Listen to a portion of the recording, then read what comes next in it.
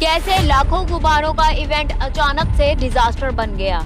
दरअसल 1986 में अमेरिका के ओहायो में एक इवेंट रखा गया था जिसे बैलून फेस्ट का नाम दिया गया था। यहाँ 2500 से ज्यादा लोगों ने मिलकर 1.5 मिलियन बैलून्स को एक साथ हवा में उड़ाकर वर्ल्ड रिकॉर्ड बनाने की कोशिश की थी। लेकिन जैसे ही बैलून्स को हवा में छोड़ा गया तो अचानक से एक शदीद बारिश का तूफान आया कि सारे गुब्बारे जिस रफ्तार से ऊपर की तरफ गए थे उसी रफ्तार से वापस जमीन पर गिरने लग गए और फिर स्ट्रीट्स और रोड पूरी तरह गुब्बारों से भर गए। इन गुब्बारों की वजह से बहुत से कार एक्सीडेंट हुए और पास के एयरपोर्ट की एयरलाइंस को भी बंद करना पड़ गया। सबसे खतरनाक बात तो तब हुई जब ये गुब्बारे पास की एक झील में गिर गए जहां पर पानी में लापता हुए 2 लोगों का सर्च ऑपरेशन चल रहा था। लेकिन इन कलरफुल गुब्बारों की वजह से पानी में उनको ढूंढना इम्पॉसिबल हो गया था। फिर कुछ दिन बाद उनकी लाशें साहिल पर मिली। उनकी फैमिलीज ने कंपनी पर केस कर दिया जिस वजह से कंपनी को उन्हें $3.2 मिलियन देने पड़े।